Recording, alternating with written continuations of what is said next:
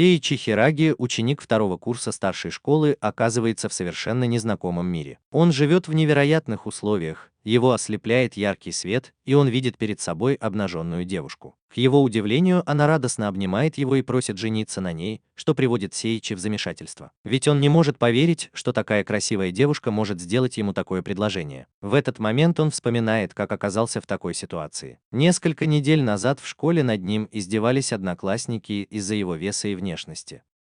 Однажды, когда его избили и он лежал на земле, голос таинственного существа прервал обычный школьный день и объявил, что ученики будут перенесены в другой мир в качестве героев. Бог дает им особые способности, такие как просмотр статистики, оценка предметов и доступ к инвентарю. Также он дает им 10 минут на то, чтобы они сформировали группы, прежде чем их отправят. Однако Сеичи, у которого были низкие показатели, был отвергнут всеми и отправился в путь один. Перед тем, как его отправили, Бог сжалился над ним и дал ему особую способность, но не объяснил, в чем она заключается. Когда Сеичи прибыл в новый мир, он оказался в джунглях, голодный, без каких-либо ресурсов. После 5 дней без еды он наткнулся на странный фрукт, который уронили обезьяны.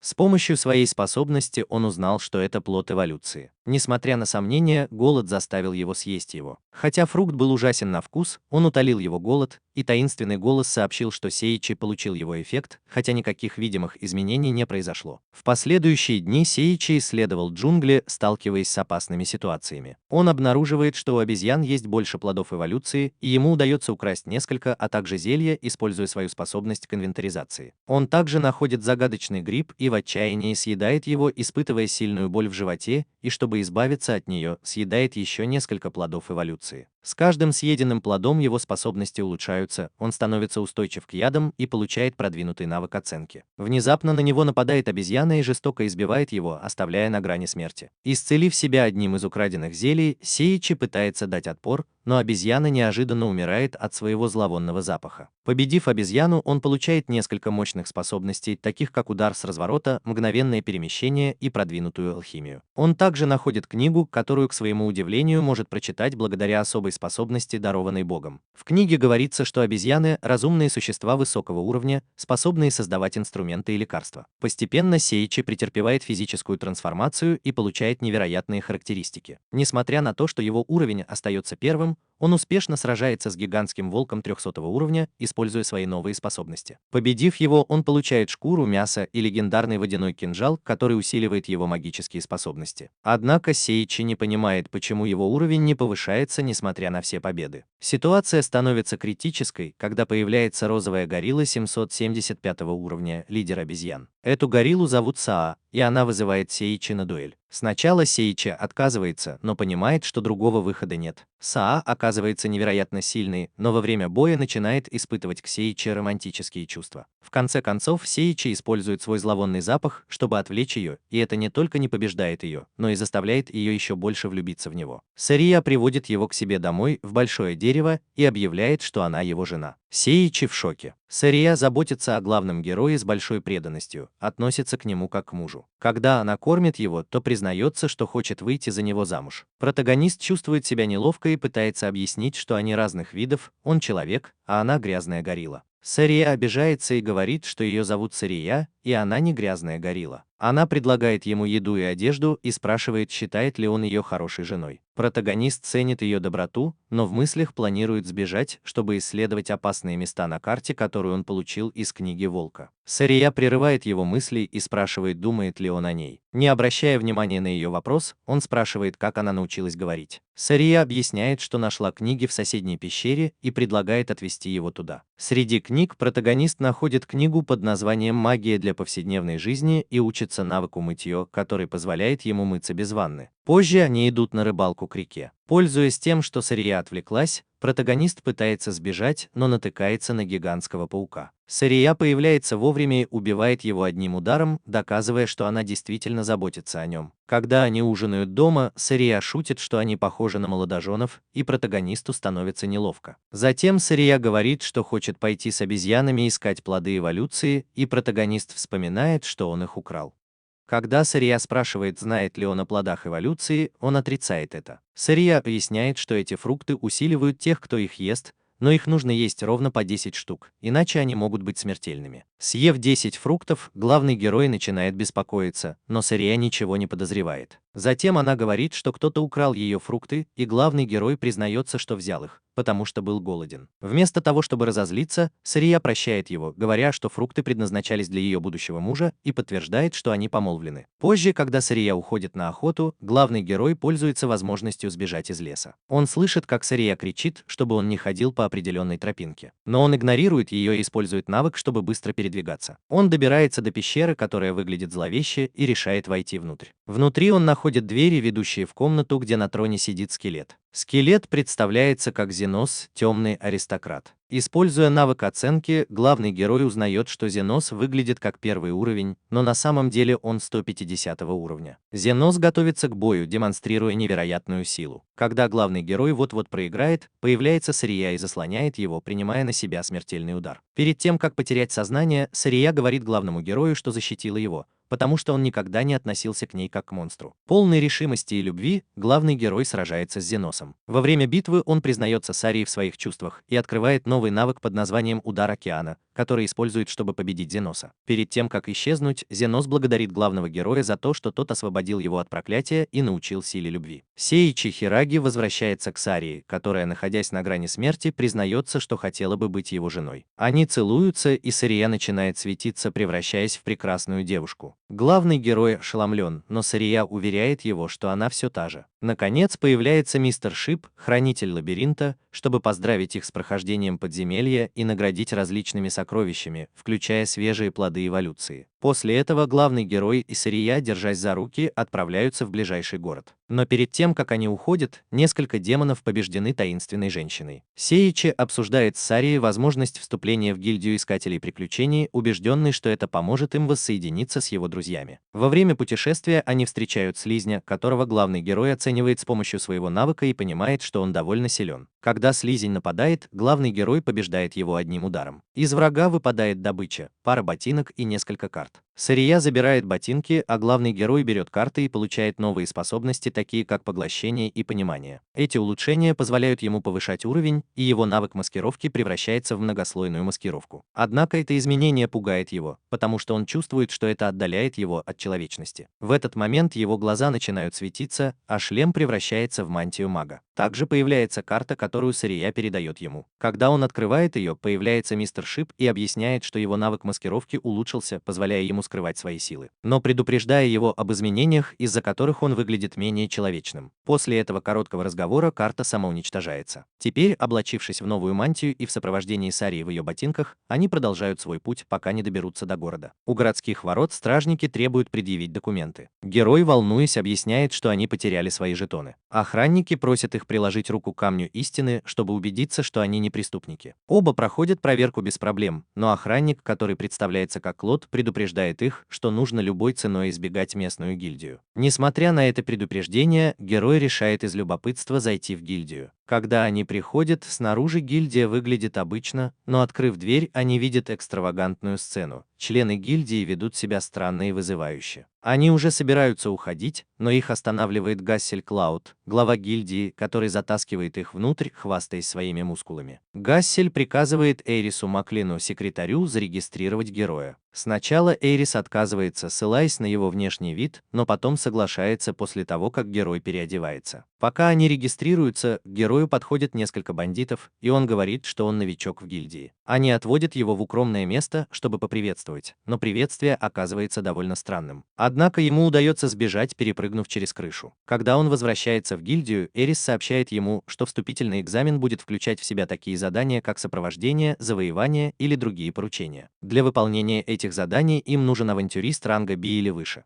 Хейзел представляет Арторию Грэм, авантюристку, известную как Артория Бедствия, которая соглашается помочь после некоторых уговоров. Затем Артория ведет героя и Сарию на их первое задание – присматривать за детьми в церкви. Сария берет на себя эту задачу, а Артория и герой отправляются на следующее задание. По пути они встречают раненого ребенка, и Артория заслоняет его от падающих обломков, демонстрируя свои защитные навыки. Главный герой впечатлен, но Артория остается сдержанной и упоминает о своем проклятии, из-за которого у нее возникают проблемы с окружающими. Их второе задание – разобрать завалы. Пытаясь это сделать, главный герой вызывает обвал и оказывается в ловушке, что беспокоит Арторию. Но он выбирается невредимым, и она ругает его за безрассудство. Признавая свою ошибку, она обещает быть осторожнее в будущем. Их третье задание – выгулить собаку, которая оказывается огромным волком по кличке Милк. Милк гоняется за главным героем, а Артория тем временем болтает с хозяйкой о том, как весело Милку. Выполнив задание, они возвращаются в гильдию за вознаграждением. Артория предлагает им жилье и еду, удивляя Гусселя и наследницу своей добротой. Конечно, мы тоже заинтригованы, ведь ее истинные намерения остаются неясными. На следующий день главный герой Сария и Артория продолжают проходить экзамен гильдии. Их задача – собрать обычные лекарственные травы. Пока Артория пытается объяснить детали, главный герой, думая, что это простое задание, бежит в лес вместе с Сарией, оставив Арторию на полуслове. Позже они возвращаются с находками. Сария приносит правильные лекарственные травы, а главный герой – странные грибы с необычными свойствами. Артория напоминает ему, что нужно было собрать именно травы, но он оправдывается, говоря, что не смог найти ни одной, хотя некоторые были прямо у него под ногами. Собрав нужные травы, Артория говорит, что нужно еще, и он снова уходит в лес. Во время поисков главный герой слышит голоса и встречает группу демонов, которые представляются особым отрядом разрушителей, когда они пытаются напасть на него с помощью гигантского тролля. Главный герой без труда побеждает его, используя свою способность поглощения, которая позволяет ему сравняться по силе с противником. Впечатленные демоны убегают, не отвечая на вопросы главного героя о травах. Не зная, что делать дальше, он возвращается к Артории, которая наконец-то дает ему целебные травы, чтобы он смог пройти испытание. Тем временем отряд демонов возвращается к мисс Лёе, которая ругает их за неподчинение ее приказам и проникновение в мир людей. Они объясняют, что установили телепортационные мины на территории людей. Но Лея приходит в ярость, узнав, что мины ведут в лабиринт бога Черного дракона. В наказание она обещает им 500 ударов плетью. Тем временем Сеичи, Сария и Артория начинают второй этап экзамена гильдии, победив 10 слизней. Во время миссии Артория замечает, что некоторые слизни исчезают из-за телепортационной магии в этом районе, поэтому она решает отменить испытание и сообщить об этом гильдии. Но она наступает на одну из мин и вместе с главным героем переносится в лабиринт богов Черного дракона. Артория ругает их за попытку спасти ее, но они объясняют, что их тела действовали инстинктивно. Растроганная, Артория просит их держаться вместе и дает им волшебный камень,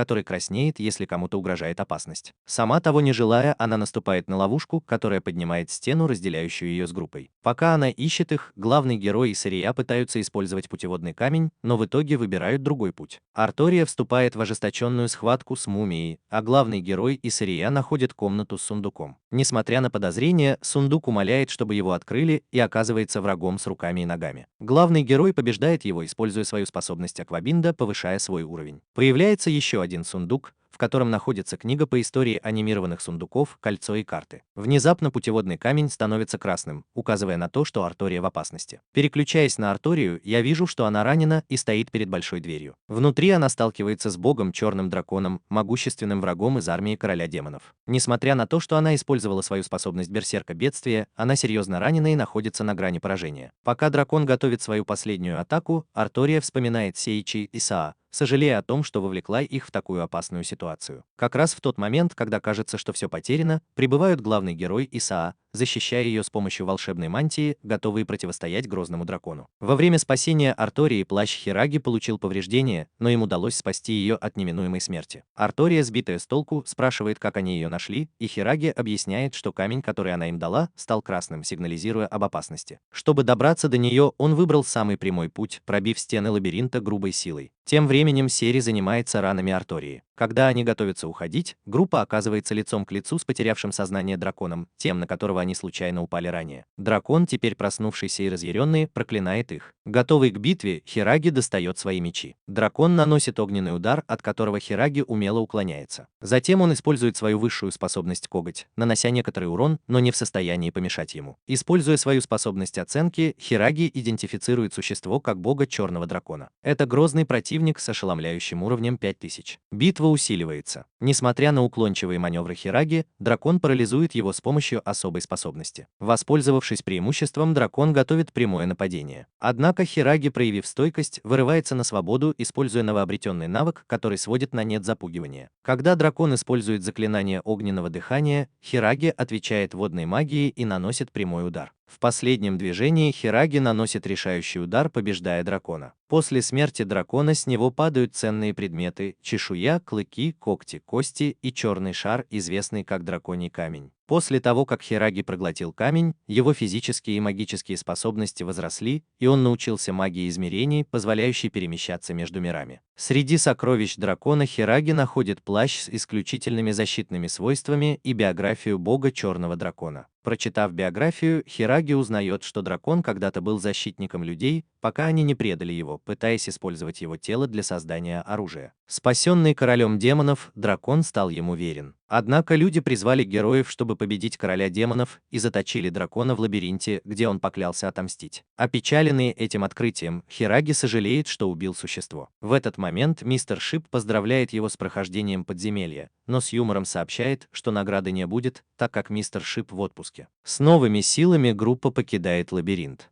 По дороге Артория приходит в себя. Когда она пытается идти сама, Хираги объясняет, что ее раны еще не зажили. Она показывает ему свои характеристики, и он видит, что у нее проклятие удачи минус 2 миллиона, из-за которого всем вокруг нее не везет. Но Хираги и Сария успокаивают ее, говоря, что они не против быть с ней. Когда они приходят в гильдию, их тепло встречают. Потрясенная Артория понимает, что есть люди, которым она действительно не безразлична. Смутившись, она убегает, когда Хираги уверенно говорит ей, что ее состояние их не беспокоит. Позже Хираги ищет ее по всему городу и в конце концов находит в каких-то развалинах. Артория, расстроенная, спрашивает, не стала ли она обузой. Хираги отрицает это, обнимает ее и обещает быть рядом, пока она не сможет искренне улыбаться. Чтобы помочь ей, он дарит ей кольцо, которое снимает проклятие и увеличивает удачу в 2 раза. Ее удача возрастает с 2 миллионов до 4 миллионов. Тронутая, но смущенная Артория неправильно понимает этот жест как предложение руки и сердца. В замешательстве она отталкивает Хираги и убегает. Хираги, растерянный, но видящий ее счастье, решает не прояснять ситуацию. На следующий день главный герой завтракает с Саа. Во время завтрака Саа замечает, что что-то его беспокоит, и спрашивает, в чем дело. Он признается, что Артория избегает его, на что Саа отвечает, что это может означать, что она его ненавидит. Удивленный, главный герой спрашивает, почему она так уверена, и Саа объясняет, что это животный инстинкт. Затем она говорит, что пойдет в церковь поиграть с детьми, пока он будет собирать информацию. Главный герой направляется в гильдию, где встречает Гасселя Клута, мастера гильдии, который предлагает ему присоединиться к тренировочному лагерю, чтобы накачать мышцы. Однако главный герой отказывается. В этот момент появляется Эйрис и предлагает полезную информацию, хотя ее дополнительные предложения довольно странные и тоже отвергаются. Гассель вмешивается и спрашивает, какую информацию он ищет, на что главный герой отвечает, что ему нужны сведения о недавних событиях. Гассель упоминает, что одна страна призвала героев,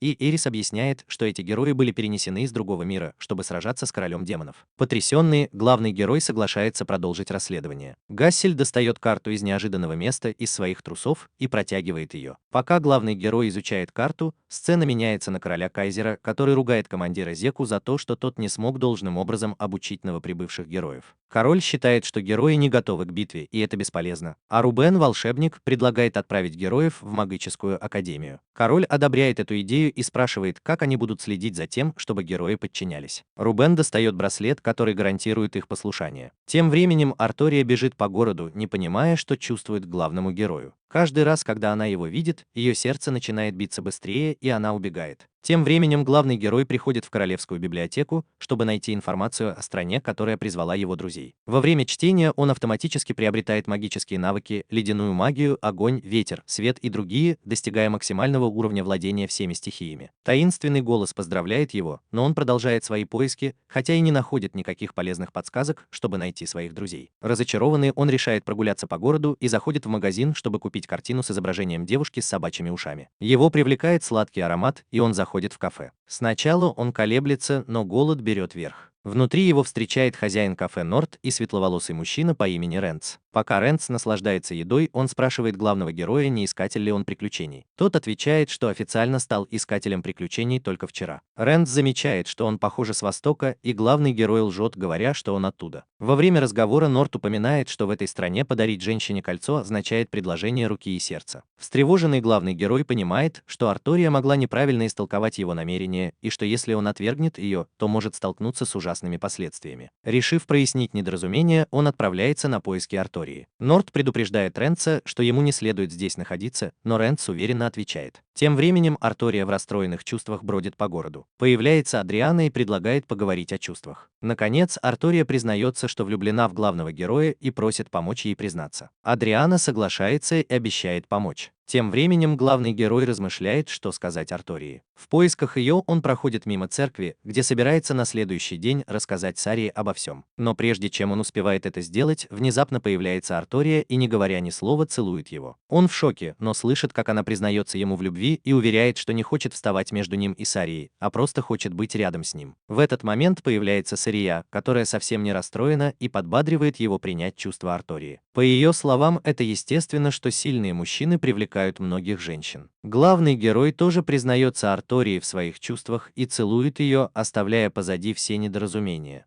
На следующий день Хираги и Сария обедают в гильдии, когда к ним подходит Гассел. Он говорит, что высокопоставленным авантюристам нужна лошадь для дальних поездок. Затем он достает свиток из кармана и протягивает его главному герою, чтобы тот мог купить лошадь. Позже главный герой следует указаниям на карте, хотя и с трудом, так как ему сложно разобраться в науке. Сирия и Артория не сопровождают его, так как заняты другими делами. В конце концов он добирается до нужного места, и его встречает владелец конюшни, который показывает ему несколько доступных лошадей. Предполагая, что главный герой хочет участвовать в королевских скачках, владелец пытается произвести на него впечатление. Но выбор разочаровывает. Больная лошадь, а затем ослик по имени Лулу. Пока хозяин расхваливает предполагаемые достоинства Лулу, она пинает его и безжалостно избивает. Заинтригованный главный герой случайно активирует новую способность, которая называется «жатие», позволяющую ему понимать, что говорит ослица. Лулун просит его зайти в загон, и хотя сначала она нападает на него, он легко уворачивается от ее ударов. Впечатленная Лулун в конце концов сдается, опускается на колени и объявляет главного героя достойным быть ее хозяином. Хозяин, все еще избитый, пытается возразить, но Лулун снова его пинает. Так главный герой забирает ослицу с собой. Пока они гуляют по городу, Лулун проголодалась от витающих вокруг ароматов, и главный герой покупает ей что-нибудь поесть.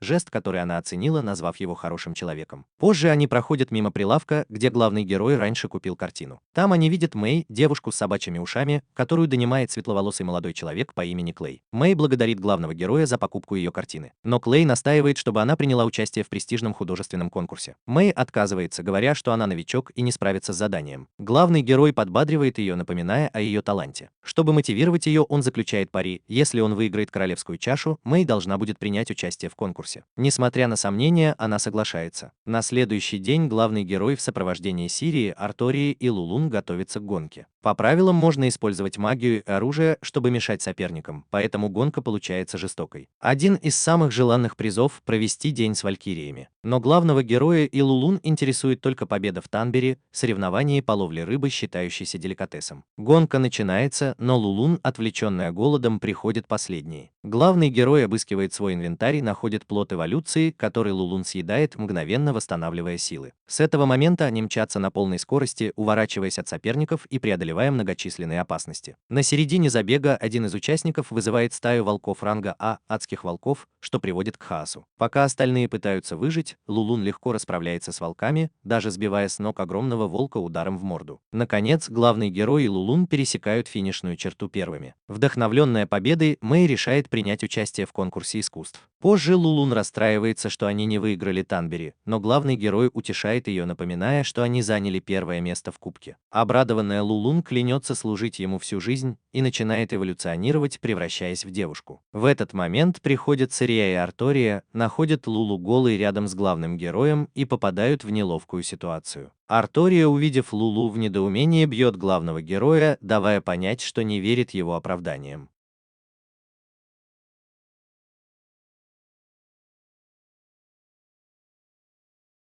Тут вмешивается Сария и снова превращается в гориллу, доказывая, что плоды эволюции реальны. Удивленная Артория ведет Лулун в магазин, чтобы купить ей подходящую одежду. Пока они в магазине, Клауди Эстерия с голубыми волосами и Лорни с оранжевыми волосами подходят две девушки. Они представляются валькириями. Клаудия осматривает главного героя, обвиняет его в том, что он извращенец, и без предупреждения накладывает на него заклинание, которое магически его обездвиживает. Не обращая внимания на его протесты, они объявляют, что отвезут его в замок Арсель в королевстве Венденбург, чтобы исполнить традицию и провести день с валькириями как победителю королевского кубка. Главный герой жалуется, но в конце концов соглашается. Тем временем в королевстве демонов Лея, капитан третьего отряда армии демонов, опаздывает на встречу с другими командирами. Все выражают недовольство ее опозданием. На встрече обсуждают Люсию, дочь короля демонов, которая предлагает заключить союз с людьми королевства Вимберг. Ее помощник Крейс возражает, вспоминая историю угнетения демонов людьми и ссылаясь на пророчество, которое предостерегает от сосуществования. Лея вмешивается, говоря, что человек победил бога черного дракона в честном бою, чем шокирует всех присутствующих. Позже Лея проводит ритуал, чтобы вызвать дух бога черного дракона, который подтверждает, что был побежден в честном бою, и советует не мстить. Со своей стороны Люсия повторяет, что сосуществование с людьми необходимо для поддержания мира. Хотя Крейс пытается дестабилизировать ситуацию, капитаны присягают на верность Люсии. В ярости Крейс клянется саботировать планы из тени. Тем временем Клаудия и Лорна ведут главного героя по замку. Они приходят как раз вовремя, чтобы увидеть тренировку валькирий под руководством их капитана Луизы Боутс. Луиза демонстрирует невероятное мастерство, легко побеждая своих товарищей в бою. Главный герой впечатлен и привлекает внимание Луизы, которая вызывает его на тренировочный поединок. Он пытается отказаться, но Луиза игнорирует его и начинает бой. Во время поединка главный герой удивляет всех, активируя новый навык «Защитный рефлекс», который усиливает его шестое чувство. Благодаря этому навыку ему удается уклониться от последней атаки Луизы и обезоружить ее ударом ноги. Ошеломленные валькирии требуют объяснений. Но главный герой, тоже озадаченный, просто говорит, что не знает, как это сделал. Луиза, восхищаясь им, опускается на колени и называет его господином, благодаря за то, что он помог ей справиться с одиночеством, ведь раньше ее сторонились из-за ее силы. Клаудия взволнованно объясняет, что раньше Луизу никто не побеждал даже с помощью магии. Рыдая, валькирии благодарят главного героя за то, что он дал им надежду. Хотя он и говорит, что ему нечему их учить, он соглашается помочь им тренироваться. Так он открывает новую способность обучения. Внезапно вбегает служанка и сообщает, что на короля напали. Луиза просит главного героя уйти ради его безопасности, но он настаивает на том, чтобы помочь. Клаудия убеждает его использовать навык видения мира, чтобы найти виновника. Выясняется, что нападавший ребенок-убийца. Хираги использует свою способность оценка, чтобы проанализировать капитана, которая напала на него, и обнаруживает, что на самом деле это 8-летняя девочка и к тому же рабыня. Девочка враждебно приближается к нему, бросая ножи в форме канаи, но главный герой останавливает их с помощью своей способности защищаться. Несмотря на ее атаки, он легко их отражает и даже бросает ножи обратно, случайно поймав ее в ловушку. Удивленный ситуацией, он решает вырубить ее, чтобы избежать дальнейшего конфликта, а затем допросить. Вскоре приходят валькирии и с удивлением узнают, что девочка убийца. Капитан поручает Лорне, самому опытному дознавателю королевства, добыть информацию от девочки. Тем временем Сейчи спрашивает о состоянии короля и узнает, что на него наложено проклятие, которое погрузило его в вечный сон. Заинтригованный ситуацией, главный герой предлагает свою помощь, и его ведут к королю. По прибытии он встречает Рёнса, блондина, с которым он уже встречался в кафе. Увидев раны короля, главный герой решает использовать свои магические способности. После нескольких попыток сконцентрироваться и мыслить нестандартно, ему удается создать новую магию под названием «Исцеление», которая превращает проклятие в благословение вечного здоровья. Король просыпается благодарный за это чудо и предлагает главному герою исполнить любое его желание. Сначала он просит о скромной вещи, но в итоге решает тренироваться с валькириями, чтобы улучшить свои навыки. Тем временем в Академии магии Баладор бывшие товарищи Хираги оказываются в изоляции, а Карен и Шута вместе со своими союзниками подвергаются нападкам со стороны других студентов, которых поддерживает колдун Рубен. Хотя они стараются не ввязываться в неприятности, угроза конфликта нарастает, и их положение в Академии становится объектом заговора. Тем временем главный герой и король Ранц проводят непринужденную беседу в горячих источниках, где монарх рассказывает о своей мечте построить общественные бани, доступные для всех рас, чтобы способствовать миру и единству между людьми, демонами и зверями. Этот идеализм вдохновляет главного героя, и он начинает верить в возможность будущего без войн. Тем временем валькирии тоже наслаждаются купанием, обсуждая недавние события и оценивая ситуацию с молодым убийцей. В другом месте королевства король-кайзер обсуждает текущие планы со своими союзниками. Рубен и Заки упоминают, что на героях Академии надеты браслеты подчинения, чтобы предотвратить восстание. Однако Заки высказывает свое недоверие, утверждая, что они могут восстать против королевства, если их не контролировать должным образом. В разгар этого напряженного обсуждения их встречу прерывает нападение лучников. Заки легко уничтожает угрозу и немедленно отправляется на поиски виновных. Тем временем главный герой воссоединяется со своими товарищами Арторией, Серией и Лулуной, которые его искали. Артория, завидуя валькириям, пытается противостоять ему, но в конце концов успокаивается, когда Луи, капитан, официально представляет ее группе. Сирия объявляет себя женой главного героя, Артория его девушкой, а Лулуна служанкой, чем удивляет Луи. Наконец, Лорна продолжает допрос юной убийцы, используя необычные методы, чтобы получить информацию. Так начинается новая глава истории, в которой раскрываются темные тайны девушки и нарастает политическая и социальная напряженность в королевстве.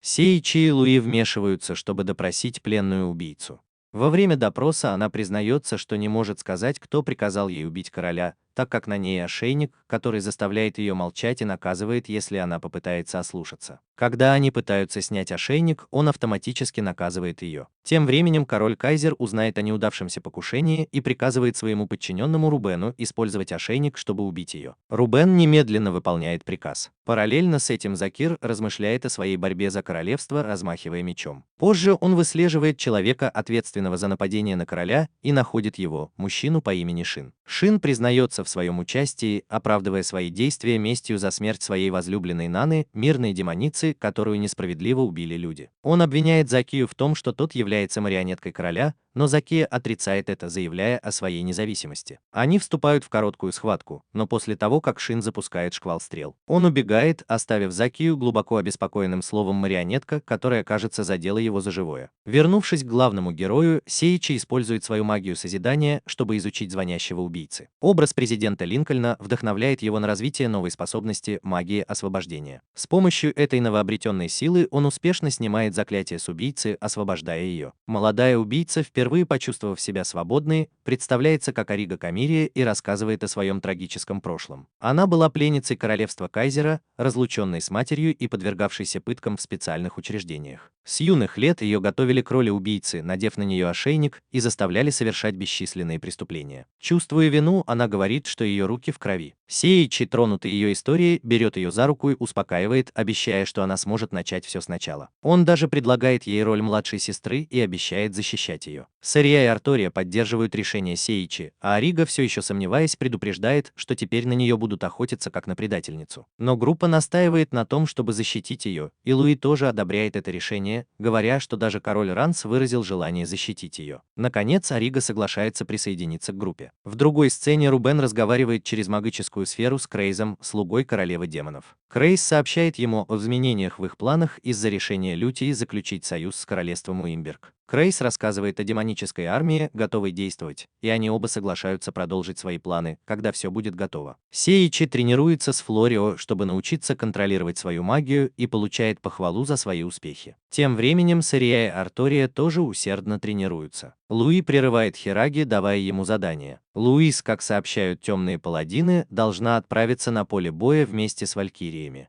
Она оставляет королевство и короля на главного героя.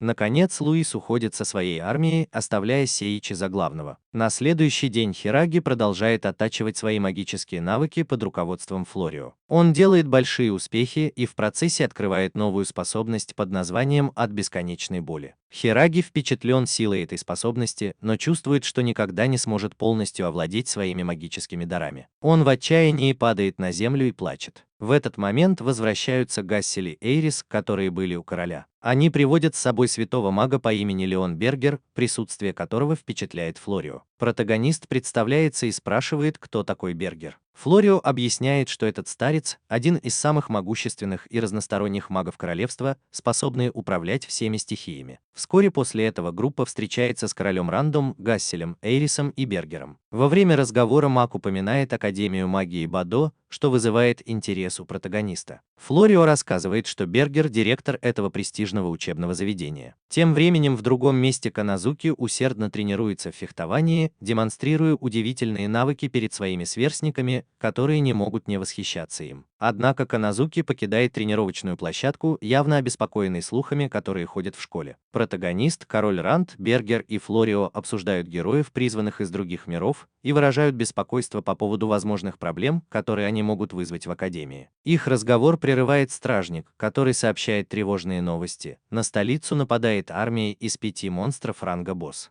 Король ошеломлен масштабом угрозы, но Бергер пытается его успокоить, напоминая, что столицу охраняют валькирии. Однако Ренс сообщает, что сейчас они сражаются в другом месте. Тем временем Луи и Темный Паладин доблестно защищают границу от чудовищной армии, хотя знают, что на столицу движется еще одна, еще более многочисленная армия. Крейс, который наблюдает за происходящим, злобно смеется, подтверждая, что Луи и Темный Паладин сейчас на границе и не могут помочь Тальботу. Это делает его легкой мишенью для армии Крейза. Но Крейс замечает, что есть еще люди, которые могут помешать его планам, и называет главного героя одним из них. На городских стенах Хираги, Бергер, короля Ренды и защитники готовятся к предстоящей битве. Враг силен, но герои города готовы сражаться.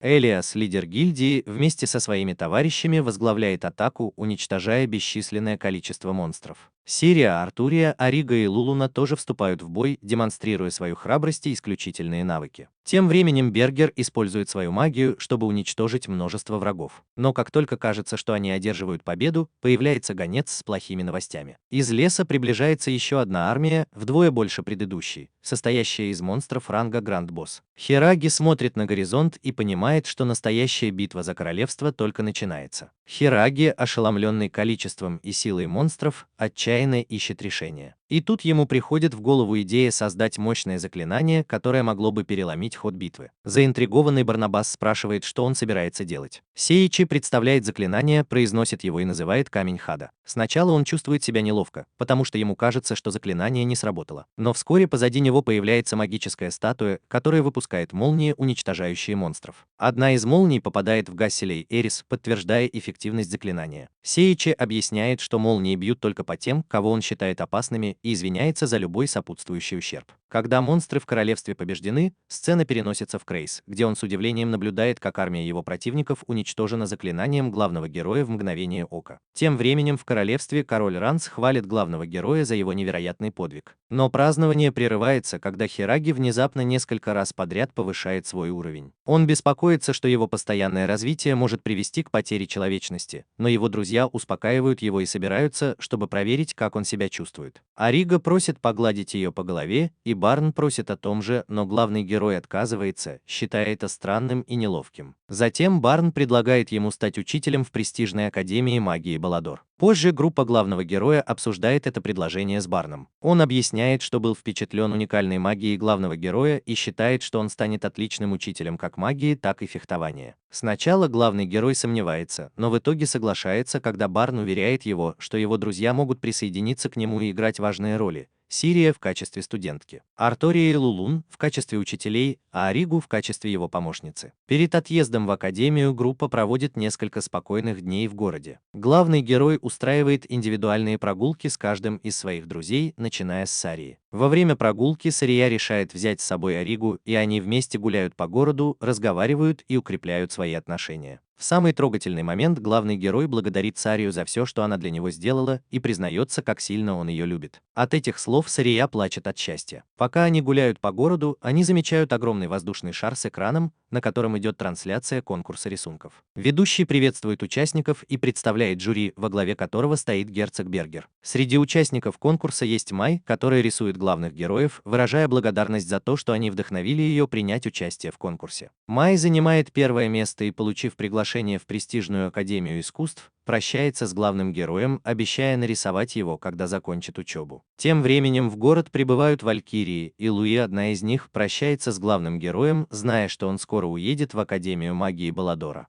В другой сцене мы видим, как Лестера мучает Крейзи, который получает приказ от короля демонов Крейзи сеять хаос и разрушение, чтобы тот смог возродиться. Лестер предлагает напасть на Академию Баладора, где полно аристократов и детей герцогов, и Крейзи считает это отличным планом, чтобы посеять отчаяние. Главный герой и его друзья прощаются с друзьями в городе и отправляются в Академию магии Баладора вместе с Барном, что знаменует начало новой главы в их приключениях. Внезапно начинается неожиданная битва, в которой Сеичи сражается с юношей-альбиносом, обладающим огромной силой. Бой быстро превращается в одностороннее избиение, и Сеичи едва может защищаться. Альбинос с легкостью уклоняется от его атак и наносит ответный удар, демонстрируя свое превосходство. В критический момент Альбинос уклоняется от атаки Сеичи и убивает его мощным ударом, который кажется смертельным. Но тут вмешивается Сириа, превращаясь в гориллу, и спасает Хираги, нанося Альбиносу серию ударов.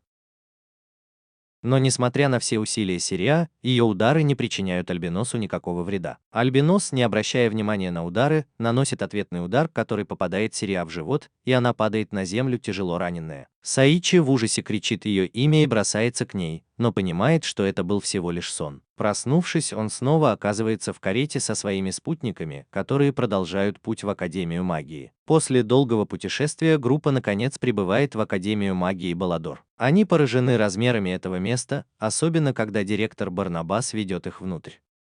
В Академии они узнают, что это не просто место для изучения магии, а целый город, где есть магазины и развлечения. Во время экскурсии некоторые члены группы отвлекаются, что очень расстраивает Арторию, которая пытается поддерживать порядок. Тем временем в другом месте Академии бывшие одноклассники главного героя, которых призвали в качестве героев, сталкиваются с неприязнью местных студентов. Каназуки, один из них, чувствует присутствие кого-то знакомого и понимает, что это Сеичи. В кабинете директора Барнабас объясняет значение Академии, место, где собираются дворяне и члены королевской семьи из разных стран, а также студенты из другого мира, которых империя Кайзер выбрала в качестве кандидатов в герои. Он говорит, что этих студентов постоянно подвергают остракизму, и что из-за их потенциала Академия не может вмешиваться в конфликты, опасаясь политических последствий. Пожилой директор рассказывает, что Сеичи был приглашен в качестве посредника и спасителя, которому поручено обучать и направлять студентов. Барнабас распределяет роли между членами группы. Сария и Лулун станут ученицами, Артория будет преподавать в отделе приключений, а Арига будет помощницей Сеичи. Хотя Сеичи сомневается, что сможет оправдать их ожидания, он обещает сделать все возможное. Когда Сеичи приходит в свой новый класс, его встречает Беатрис, ассистентка, которая будет помогать ему. Она объясняет, что в классе собраны проблемные ученики, хотя она верит в их потенциал. Когда Сеичи заходит в класс, его встречает розыгрыш, вместо обычного ластика на голову ему падает ведро. Тем не менее, он продолжает идти, решив представиться. В классе Сеичи с удивлением обнаруживает только 4 учеников: молодого человека с битой, блондинку, альбиноса, который любит читать, и мальчика в медвежьем шлеме. Сеичи предстоит непростая задача, ведь он будет преподавать в этом классе. Тем временем в темном лесу таинственный голос по имени Рубен рассказывает о плане воскресить темного бога с помощью человеческого отчаяния. Его верный последователь планирует проникнуть в Академию, чтобы осуществить этот план. Однако эти двое берут инициативу в свои руки, уверяя, что они быстро со всем разберутся, и не оставляя сомнений в том, что настоящий конфликт вот-вот начнется. Беатрис появляется как раз вовремя, когда ученик с внешностью Элвиса Пресли агрессивно нападает на Сеичи. Беатрис прерывает их, ударив ученика книгой по голове. Пока Агнес пытается объясниться, Беатрис сообщает Хираги, что он будет новым учителем в классе F, и Агнес в шоке. Однако, когда Агнес снова пытается напасть на Хираги, Беатрис снова бьет его, на этот раз отправляя на свое место. Один из присутствующих в классе, Беатрис, официально представляет Сёити Хираги как наставника класса F, а Аригу как его ассистента. Она также объявляет, что Сария присоединится к группе, чем приводит в восторг Агноса, который сразу же пытается пригласить ее на чашечку кофе. Затем Беатрис предлагает студентам представиться. Хэшан по прозвищу Огненный Вихрь Ада занимает первое место, за ним следует принц Кайзеровской империи. Когда Агнес пытается спровоцировать Брэда, Беатрис вмешивается, швыряя свою книгу и предотвращая любую конфронтацию. Следующими идут Хелен Роза, известная как близнецы Скарлетт, и Берт Лутер, который, что интересно, общается знаками, а не говорит. Тем временем Канадзуки идет по следу наших главных героев, надеясь воссоединиться с ним. По пути она случайно сталкивается с Айрис Сётто, президентом студенческого совета, которая, выслушав ее объяснение, приходит к выводу, что она ищет Сейичи, и решает присоединиться к поискам. Когда мы возвращаемся в класс, Беатрис устраивает студентам экзамен, но Сария, охваченная волнением, превращается в гориллу. Сейичи Арига выводит ее из класса, чтобы напомнить ей, что она должна контролировать свое превращение в присутствии других. Как только все вернется в норму, Беатрис предлагает Хираге организовать специальное занятие для оценки способностей ученика, и он принимает это предложение. Однако, услышав это, ученики реагируют пугающе. Позже Хелен и Брэд обсуждают тайны, окружающие Хираги. Саа рассказывает, что она его жена, и все остаются ошеломленными. Когда его спрашивают, силен ли главный герой, Саа уверенно заявляет, что силен, что вызывает любопытное молчание Хелен, прежде чем она уходит. В кабинете директора Беатрис сообщает Сейичи, что класс F известен как отряд неудачников, хотя у них есть серьезная проблема, о которой другие не знают. Вскоре после этого в класс F приходит группа студентов во главе со старшим братом Брэда. Тео, высокомерный и властный, требует, чтобы все встали перед ним на колени, и объявляет себя будущим императором. Когда он обращает внимание на Сарию и заявляет, что она станет его женой, она резко отказывается, говоря, что любит Сейичи. Униженный Тео решает уйти, но сначала бросает вызов на предстоящие бои между классами. Наконец, начинается особый урок, и Хираги приказывает студентам не использовать магию во время боя. Агнос вызывается первым, но Хелен запугивает его и заставляет отказаться от места. Хелен атакует Сейичи кинжалами, но он легко уклоняется и блокирует удары, недоумевая, почему она так сильно на него нападает. Тем временем посланники Темного Короля прибывают в Академию магии со зловещими намерениями, делая ставки на то, кто убьет больше студентов во имя своего господина. Между тем, битва между Сейичи и Хелен достигает критической точки. Хелен продолжает атаковать, используя свой особый прием – секретные кинжалы. Однако Хираги легко уклоняется от ее ударов и быстрым движением отправляет ее в полет. Когда он ловит ее, то случайно касается ее груди, и Хелен бьет его так, что он падает на землю. Этот комичный момент прерывается тем, что Агнос выходит на арену, чтобы сразиться с Сейичи. Но принц Брут предлагает устроить бой 3 против 1, на что главный герой охотно соглашается. Агнос сначала колеблется, но Брут убеждает его, и они с Бэйрдом разрабатывают стратегию. Бой начинается с того, что Агнос атакует своей битой, но Хираги легко уклоняется. Бэйрд пользуется моментом и бьет сзади, но Сейичи снова останавливает его. В разгар хаоса Брэд пытается нанести удар мечом, но Хираги блокирует его ртом, и все замирают. Затем он подпрыгивает и с силой обрушивается на землю,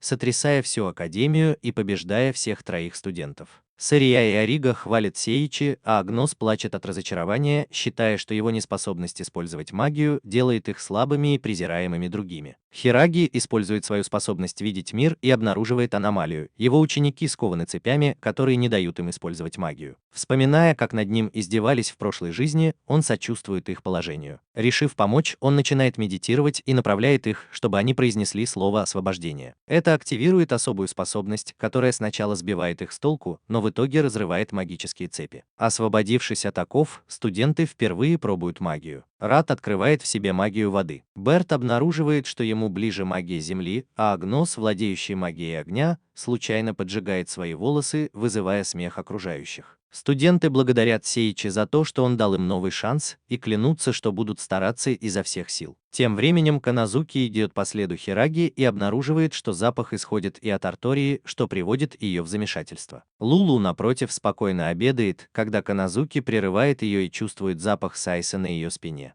Тем временем Хираги отдыхает в кафетерии с сэром Аригой и Беатрис, выбирая, что поесть. Атмосфера становится напряженной, когда приходят Артория и Лулун, а также неожиданно появляется Каназуки, которая все еще преследует Хирагу. Узнав свою старую подругу, Хираги окликает ее, и Каназуки обнимает его на глазах у других девушек, вызывая ревность Артории. В это же время эмиссары Темного Короля наконец добираются до входа в Академию, который защищен магическим барьером. Ангриэль пытается его разрушить, но барьер оказывается невероятно прочным. С помощью заклинания они подчиняют стражу и заставляют открыть ворота, успешно проникая в Академию. Канадзуки обнимает Сейичи, пока все студенты в столовой смотрят на них. Канадзуки радостно замечает, что хотя главный герой выглядит иначе, она все равно рада его видеть. Внезапно появляется Артория и требует объяснений. Сеичи пытается объяснить, но Артория его бьет. Беатрис вмешивается, чтобы разрядить обстановку, и успокаивает их обоих. Беатрис ругает Арторию, давая Канадзуки и Сеичи возможность поговорить. Канадзуки радуется их встрече и подходит ближе, словно хочет поцеловать его. Но она удивляет Сеичи, обнюхивая его и говоря, что от него пахнет другими женщинами, поражая его своим острым обонянием. Затем она указывает на девушек, которые пришли с Сеичи, и спрашивает, почему от него пахнет ими. Это вызывает соревнование между девушками в стиле драконьего шара, чтобы выяснить, кто из них важнее для него. Канадзуки объявляет себя его подругой детства. Артория говорит, что она его девушка. Лулун представляется его служанкой, а Арига говорит, что она как младшая сестра. Напряжение нарастает, когда появляется С, запускает энергетический заряд и объявляет себя женой Саика, выбивая Канадзуки из гонки. Хираги уносит Канадзуки в лазарет на руках, и она чувствует себя счастливой. Позже все собираются за столом, и Сарария прямо спрашивает Канадзуки, есть ли у нее романтические чувства к Сеичи. Смущенная Канадзуки отрицает это, утверждая, что они просто друзья детства. Тем временем другие девушки начинают перечислять, что им нравится в Сеичи. Сара обожает его улыбку, Артория – его героизм, Лулу – его упругие булочки. А Аригато, как он гладит их по голове. Сеичи смущается и просит их прекратить. Затем Канадзуки начинает рассказывать, как однажды Сеичи спас ее, вступившись за нее, хотя из-за этого над ним издевались. Хираги признается, что они с Канадзуки из другого мира, и показывает свой настоящий облик, чем впечатляет девушек. Они уверяют его, что внешность не важна, и подчеркивают, что он принял их такими, какие они есть, несмотря на различия. Сеичи, тронутый их словами, благодарит их за поддержку и возвращается к своему обычному виду. Канадзуки предупреждает Сеичи, что ему не стоит связываться с ней, и рассказывает, что ее группа постоянно попадает в неприятности с тех пор, как их призвали в качестве героев Империи Кайзер. Она боится, что втянет его в мир насилия. Пока они разговаривают, Арига замечает браслет на запястье Канадзуки, который ее беспокоит. Сеичи использует одну из своих способностей, чтобы проанализировать его, и обнаруживает, что это артефакт, который увеличивает характеристики, но также и контролирует владельца. Это открытие вызывает ярость у Хираги, который клянется отомстить Империи Кайзер. Темная сущность пытается использовать его гнев, высвобождая всплеск темной энергии, который ощущается во всех мирах. Этот всплеск разрушает браслеты, которые носят спутники Канадзуки, и они теряют сознание. Позже Сеичи приходит в себя благодаря Сарии и объясняет Канадзуки истинную природу браслета. Барнабас подтверждает, что Империя Кайзер использует эти браслеты, чтобы манипулировать героями призыва и управлять судьбами целых королевств. Канадзуки беспокоится за своих спутников. Но Сеичи успокаивает ее, обещая защитить всех, несмотря ни на что. Тронутая его решимостью, Канадзуки просит принять ее в группу в качестве старшей сестры. Хотя Сеичи сначала отказывается от такой роли, в конце концов он соглашается позволить ей присоединиться. В следующей сцене мы видим, как посланники обсуждают за чашечкой кофе таинственную волну энергии, которую они почувствовали. И говорят, что она похожа на силу Темного Короля, который, похоже, вот-вот возродится. Входит Рубен и сообщает, что браслеты миссии уничтожены, и призывает их приступить к следующему плану. В это время небо становится красным, и появляется зловещий глаз, напоминающий сущность, которая пыталась контролировать Сеичи. На следующий день класс Хираги полон энтузиазма. Они хотят научиться магии и стать сильнее. Движимые желанием превзойти тех, кто насмехался над ними, Брюс попросил главного героя потренировать их после уроков. Остальные ученики присоединились к просьбе, и Хираги согласился, видя их решимость. Они отправились на тренировочное поле Академии. Во время тренировки Бэйрт Лютер поймал главного героя в ловушку с помощью заклинания, а Алена, Брюс и Агнос атаковали его. Но произошло нечто странное. Сеичи не мог использовать свою магию, как обычно, и ему пришлось защищаться от атак своих учеников. Он был обеспокоен, но решил не пугать их и вместо этого похвалил их успехи. В этот момент появился Тео, оскорбляя главного героя и его учеников, называя их неудачниками. С высокомерием Тео заявил, что заставит их преклонить перед ним колени на предстоящем соревновании. Его слова разозлили Алину, которая выхватила кинжалы, но Тео продолжал насмехаться над ней, говоря пренебрежительные вещи о маленькой стране, из которой она родом. Брюс вмешался, чтобы успокоить сестру, а Тео бросил вызов главному герою. Рад заступился за учителя, пообещав, что они разберутся на следующем межклассном соревновании. Это еще больше мотивировало учеников, и они продолжили тренироваться под руководством главного героя. Время шло, и приближался день соревнований. Пока мальчики отдыхали в горячих источниках, они обсуждали, как выглядит Барт без маски. Девочки тем временем занимались своими делами.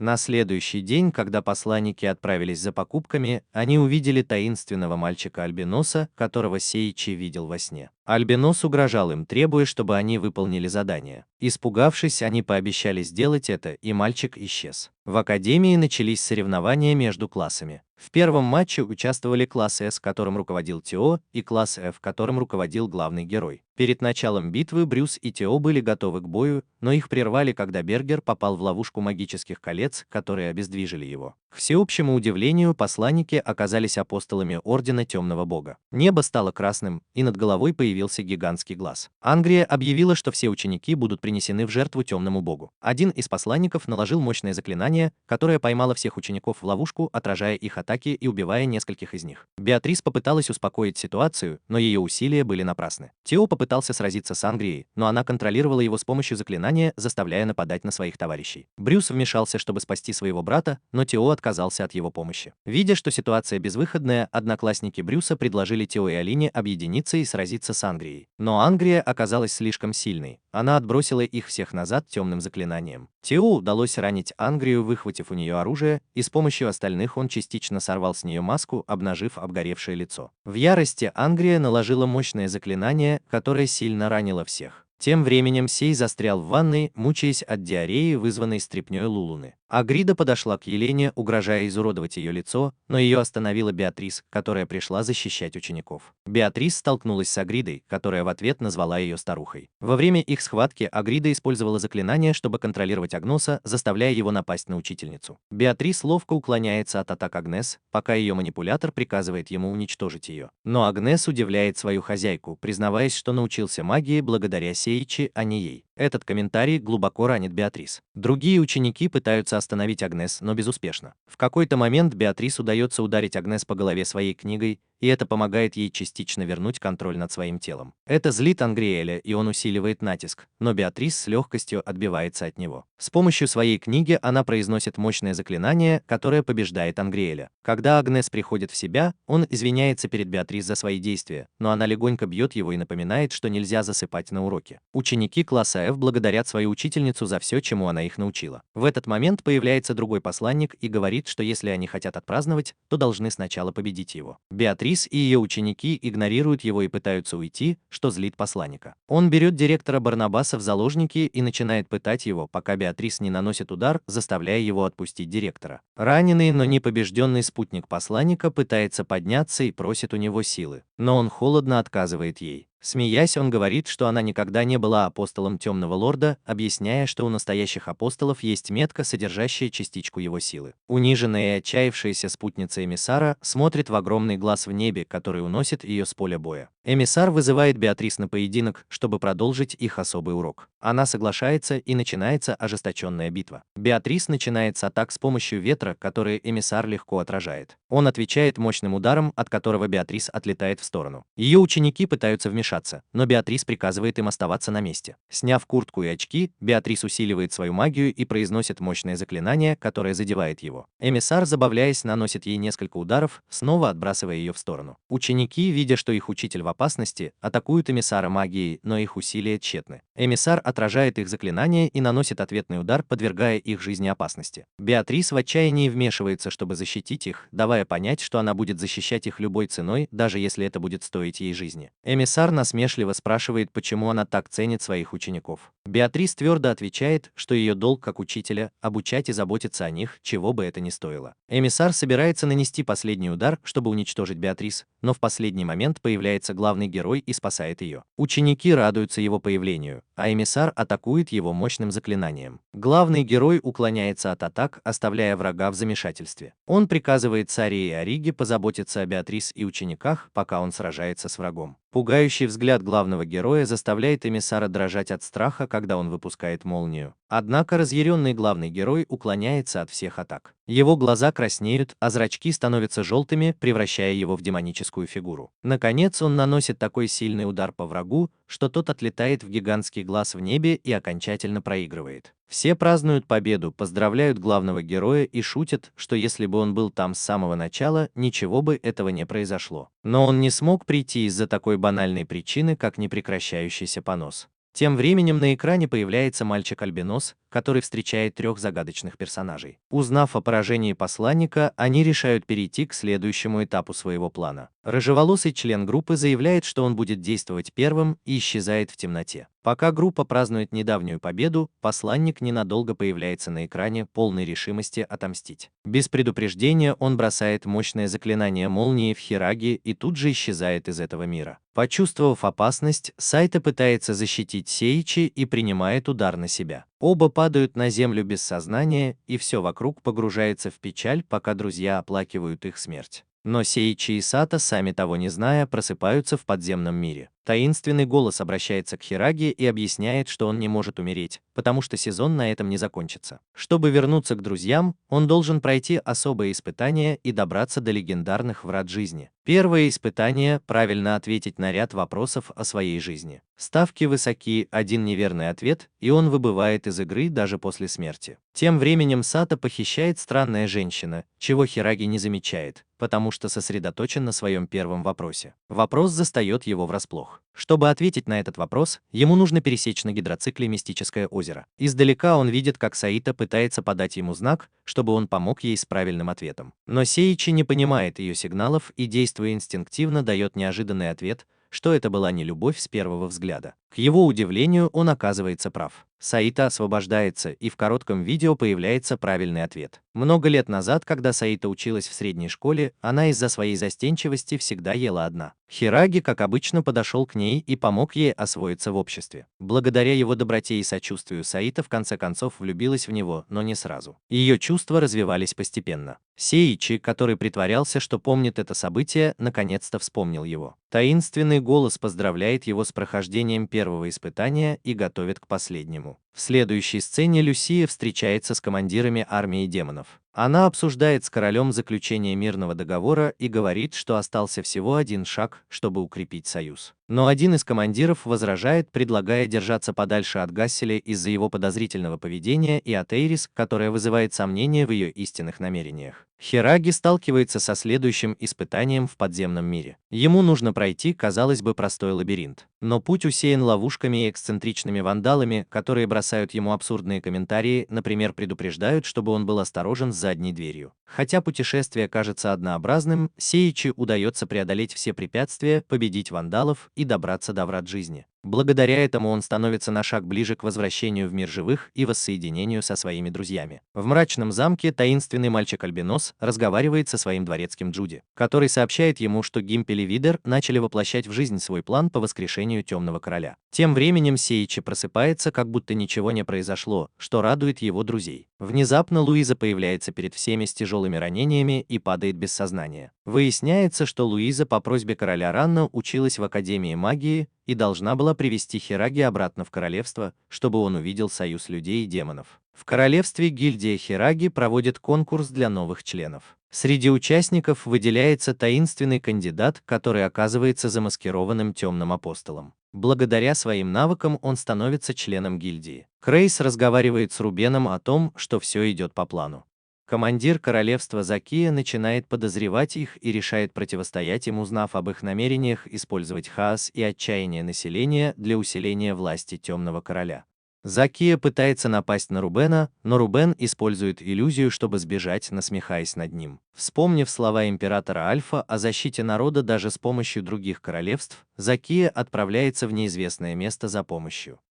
Однако его перехватывает мальчик-альбинос, который вызывает его на бой. Несмотря на все усилия Закии, мальчик демонстрирует превосходные навыки, с легкостью уклоняясь от всех его атак. Закия использует свой меч в мощном заклинании, называемом «Волной завоевания», но не наносит никакого урона. Мальчик-альбинос, разочарованный силой Закии, готовится нанести последний удар. В этот критический момент Луиза вмешивается, чтобы спасти Закию, и вступает в бой с мальчиком-альбиносом. Но ее атаки не приносят результата, и она получает серьезные ранения. Несмотря на это, Луи бросает вызов мальчику-альбиносу, утверждая, что ее хозяин намного сильнее. Разъяренный мальчик выпускает мощную молнию, чтобы прикончить ее. Закхейс жертвует собой, вступая в бой, и оказывается на грани смерти. Луи пытается помочь ему, но мальчик-альбинос вспоминает, как Академия магии была охвачена пламенем и как появился трехголовый огненный волк. Это воспоминание, кажется, влияет на него, и он отступает, оставляя Закию и Луи тяжело ранеными. Перед смертью Закия поручает Луи защищать будущее народов.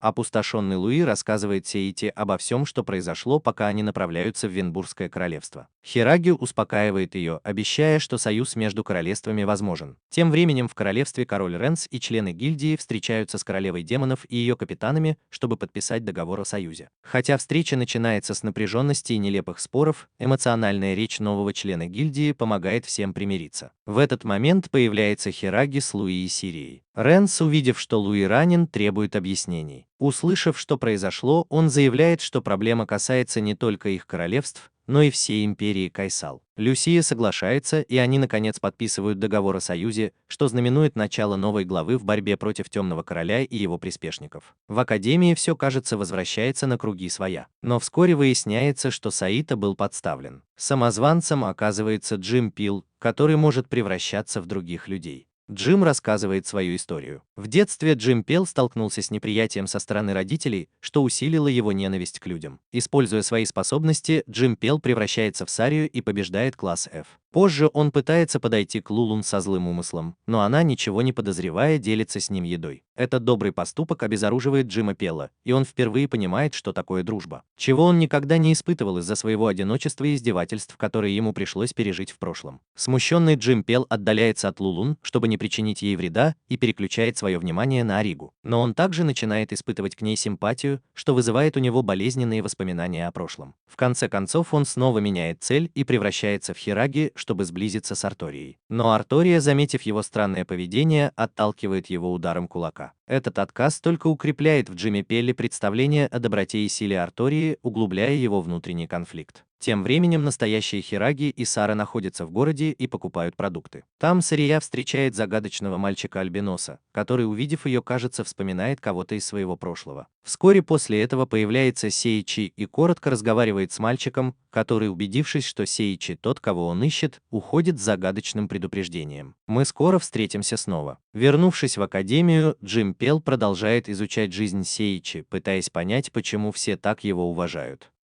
Во время своего пребывания в образе Сеичи он начинает наслаждаться повседневными разговорами и теплом школьной жизни. Во время пикника директор собирает всех, чтобы обсудить Орден Темного Бога, но их прерывает гигантский огр, пытающийся напасть на них. Джим Пел в облике Сеичи отпугивает огра устрашающим взглядом. Это вызывает подозрение у Барны, он чувствует чье-то присутствие и собирает остальных, чтобы рассказать, что в Академии есть самозванец. Каназуки подтверждает их подозрения своим острым обонянием, замечая, что у самозванца нет запаха Сейча. Кроме того, она упоминает, что видела, как лже-Сюа разговаривал с Лулун, пока настоящий Сюа был без сознания в курятнике. В этот момент Гимпел решает раскрыть свою истинную личность, признаваясь, что он один из 4 лидеров Ордена Темного Бога. Он объясняет, что его изначальным планом было посеять хаос в Академии, выдавая себя за Сата, но опыт Хираги изменил его. Теплота человеческих отношений преобразила его, и хотя он сомневался, что его когда-нибудь полюбят так же, как Хираги, он решил отказаться от своих планов разрушить Академию и уйти. Артория, тронутая его словами, поддерживает его решение уйти. Барт, поначалу сопротивлявшийся, признает, что Гимпел мог бы уничтожить их, но не стал, поэтому тоже решает довериться ему. Позже Гимпел с расстояния оглядывается на Академию с ностальгией. В этот момент появляется таинственная фигура в капюшоне. Гимпел, обрадованный их появлением, говорит, что покидает Орден Хаоса и начинает объяснять причины. Однако, прежде чем он успевает закончить, фигура в капюшоне убивает его, не сказав ни слова. Наконец, Хираги возвращается в Академию Сирии, размышляя о своей короткой встрече с мальчиком-альбиносом и о том, какое значение она может иметь в будущем. После предыдущих событий мы возвращаемся к членам гильдии Сейджа. Витер, все больше теряя терпение, решает привести в действие свой загадочный план. Тем временем вся гильдия крепко спит после бурной ночи, и только на мужчину с присоской нападают рано утром. На следующий день Гассель, Витер и Арис начинают расследование, чтобы выяснить, что произошло. Они опрашивают всех членов гильдии, но никто из них не может дать внятных ответов. В этот момент Витер предполагает, что нападение мог совершить кто-то из Темного Ордена, и это вызывает у Эрис подозрения. Позже члены гильдии собираются перед могилой мужчины с присоской. Эрис, явно рассерженная, кричит на него, указывая, что он явно не умер. Внезапно мужчина с присоской просыпается и объясняет, что произошло. В пьяном состоянии он попытался наполнить детскую бутылочку мочой, но случайно наступил на другую и потерял сознание. Это абсурдное признание комичным образом разрешает инцидент. Тем временем Сеичи на уроке объясняет союз между королевством Винбург и демонами, подробно рассказывая об этом договоре. В другом районе города Эрис гуляет по улицам одна, пока ее не останавливает Витер. С отчаянием и высокомерием Витер признается, что он апостол Темного Ордена. Эрис, ничуть не удивившись, говорит, что она уже подозревала это, и Витер тут же нападает на нее. Хотя Эрис уворачивается от некоторых ударов, вскоре она оказывается повержена, и Витер бьет ее в живот, отчего она падает на землю. Витер готовится нанести последний удар, но Гассель вмешивается и останавливает его. Гассель с явным гневом требует объяснений, на что Витер отвечает, что он делает это просто ради забавы. Возмущение. Гассель бьет его с такой силой, что тот отлетает в сторону. Убедившись, что с Эрисом все в порядке, Гассель вступает в схватку с Витером, которая начинается с ожесточенных ударов. Бой идет на равных, но Витер активирует свое заклинание резонанса, усиливающее его мышцы и делающее каждый его удар в 2 раза сильнее. Хотя заклинание дает ему преимущество, Гассель не сдается и продолжает сражаться. В разгар битвы Витер насмехается над очевидной слабостью Гасселя, но тот отвечает, что ему не нужно быть сильным, чтобы доказать свою правоту. Наконец, Гасселю удается переубедить Витера эмоциональной речью о настоящей силе и важности дружбы. Слова Гасселя так глубоко трогают Витера, что его заклинание начинает ослабевать. Воспользовавшись этим, Гассель наносит ему мощный удар, от которого вокруг них разлетаются камни. Неожиданно Гассель падает на грудь Витера и называет его другом. Ошеломленный Витер улыбается и признается, что впервые в жизни он по-настоящему чувствует себя побежденным. Хотя Витер ранен, он прекращает бой. По пути он встречает Джуди, которая сомневается в его поражении. Витер признает, что проиграл, но также признается, что впервые в жизни чувствует что-то похожее на умиротворение. Но Джуди безжалостно убивает его, прежде чем исчезнуть.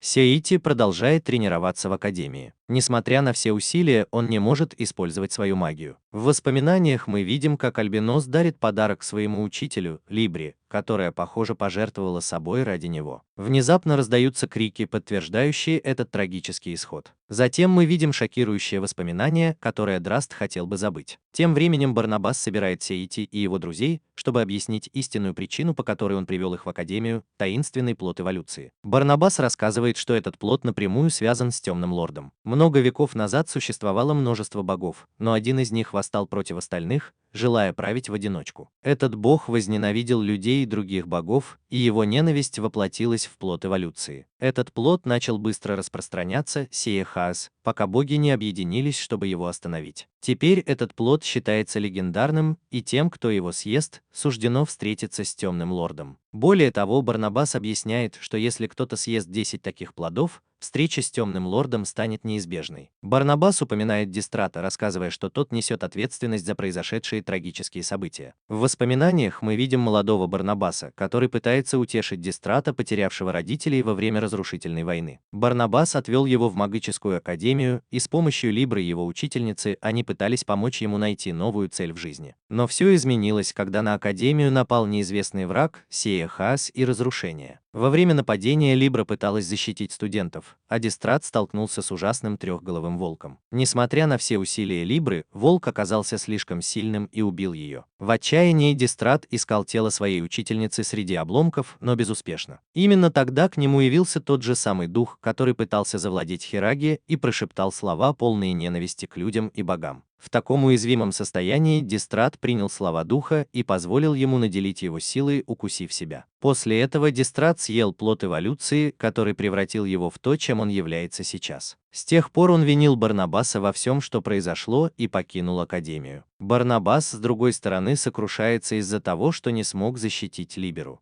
В этот момент рядом с Иудой появляется Дистра, который похищает Хираги. Барнабас пытается остановить его, взывая к воспоминаниям о Либере, чтобы убедить Дистру вернуться, но это только сильнее злит его. Дистра хватает Барнабаса за горло, и тот в отчаянии активирует заклинание самоуничтожения. Хотя Барнабас жертвует своей жизнью, заклинание не причиняет вреда Дистре. Хираги, охваченный яростью, меняется в лице. Но Джуди использует заклинание, чтобы телепортировать Сейичи и Саа в другое измерение. К удивлению всех, это измерение оказывается тем самым, которое Сейичи видел в своих снах перед поступлением в Академию. Дистра объясняет, что в этом месте обитает Темный Лорд, и что ему нужна энергия Сейичи, чтобы воскресить его. Но, к всеобщему удивлению, Дистра признается, что его истинная цель – воскресить Темного Бога, чтобы убить его собственными руками. Начинается битва, и Сейичи выхватывает меч, чтобы защититься, но обнаруживает, что не может использовать магию, и что его энергия быстро иссякает. Дистра насмехается над ним и решает поиграть на его отчаянии, воссоздавая сцены, которые Сейичи видел в своих снах, доводя его до предела. Внезапно появляется Сирия, чтобы противостоять Дистре в облике гориллы. Битва становится напряженной. Сирия, храбрая и решительная, атакует изо всех сил, но ее удары почти не причиняют вреда Дистре, который демонстрирует огромную силу и безразличие к повреждениям. В решающий момент Дистра наносит удар Сирии в живот, оставляя ее тяжело раненой. Сейичи в ужасе бросается к ней, обнимает, наблюдая, как жизнь покидает ее. На этот раз это не сон и не иллюзия.